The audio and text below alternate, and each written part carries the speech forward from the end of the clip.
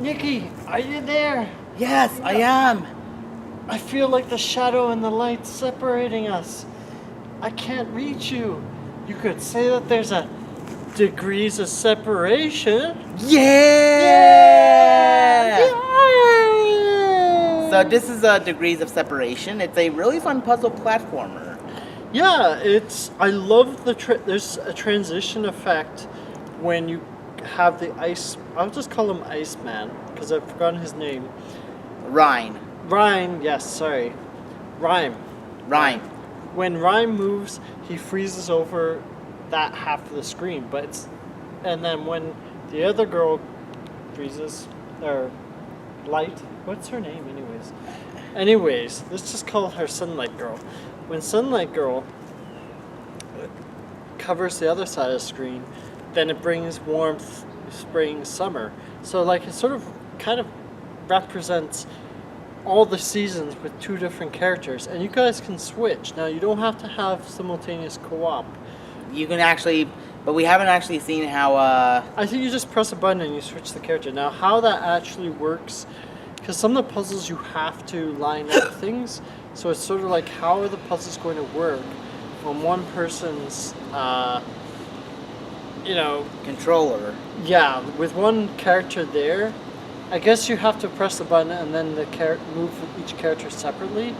But like, there's some puzzles where you both have to move pretty much almost at the same time. So maybe I don't know how that works.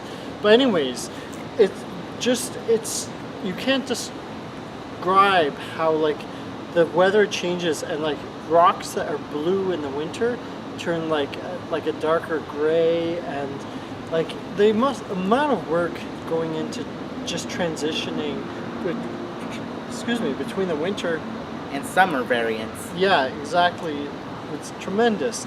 And it's a cool platformer puzzler. Like, we've seen this happen before with puzzles, like the owl and the hare, I think is the name of the game we played recently. But like not to this degree. Yeah, like this is a lot more, like everything looks like it's hand painted almost, or it's very detailed, the graphics in this game now. And the way they like I'm gonna be surprised if this was made with like your usual game maker, or it definitely wasn't that. Like, I'm sure it came out on the Switch, PS4, and Steam, and I saw some comments on Steam, quite a few more, and I think I saw a lot of comments on the Switch and like none on the PS4 if I remember.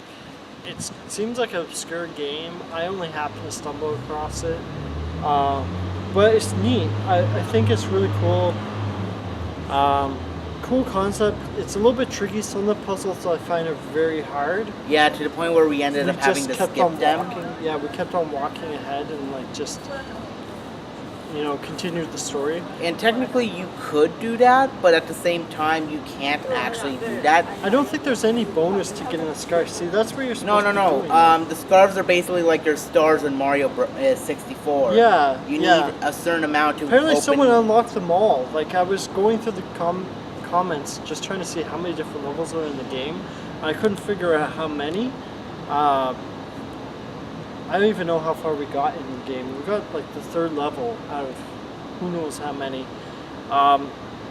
There's quite a lot of dialogue. The music, I don't know, it really feels like this was done by this was done by like someone who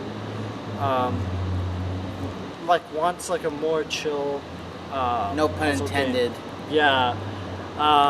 There's not really anything quite like this out there. Like, we played the owl and the hare, but like that was more like pushing a block puzzles.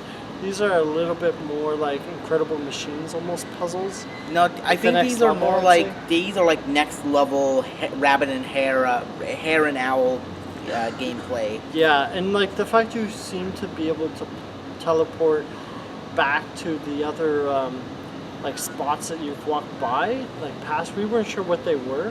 We assumed they were like stops that you could travel back to. And it's really cool the way your butterfly just flies through everything. Yeah. main criticism is like if you don't know how to solve the puzzle in this game, it's pretty frustrating and you just want to keep going and like see more of the game. And the game has a really rich narrative. I feel like if you're playing this on your own, it's not as interesting. Like I first started playing on my own by accident, and it's far more interesting when you have that whole like friendship, the whole working together aspect. Yeah. Of things I find when it's one person, it's just the game's not as interesting. The way the whole split screen thing works gives me a reminder of like a Way Out. Yeah, because like your two characters can never touch. Like there could be overlap, and like, the screens like split down almost the middle, and like sort of bends. But like they can actually not touch each other. Yeah. So you actually have to maneuver the barrier. Your characters and how the barrier splits the screen. Yeah, because and that makes it very frustratingly difficult. Where was like sometimes I would say. There was like this all the time. Yeah, there's like this one puzzle where we had to time how we lit the lamps. Yeah. Because in winter the lamps aren't lit, but in the summer they are. Well, when they're not lit, they go downwards, and when they're lit, they go upwards. Platforms. I remember. Yeah, that they're used as switches. And then there were other times where we thought we knew how to solve the puzzle, but then we didn't. And we were back to square one. Yeah, we realized we had to restart because we didn't do it right. And then we figured it out. And then sometimes we just figured, you know what, we can't even solve this puzzle. I wouldn't say like the puzzles in this game are that hard. There were a few where like I have no idea how to solve it and get the scarf, but you didn't, because it wasn't mandatory. It wasn't like well, technically it wasn't as mandatory. Frustrating. You could breeze I don't think there is any. I don't think there really is any like. You just need to collect at least 5 scarves for unlocking the next door, but other than that... Yeah, like, other than that, I don't think there's really any benefit. Like, one person said, they collected them all, and, like, I don't think you get a special ending or anything. Yeah. But I'd give it, like, I think it's an interesting concept. I would give it, I don't know, like a 7.5 or 8. I just feel like I give it an A as well. I find it's interesting. I don't find it, like, the story is kind of vague.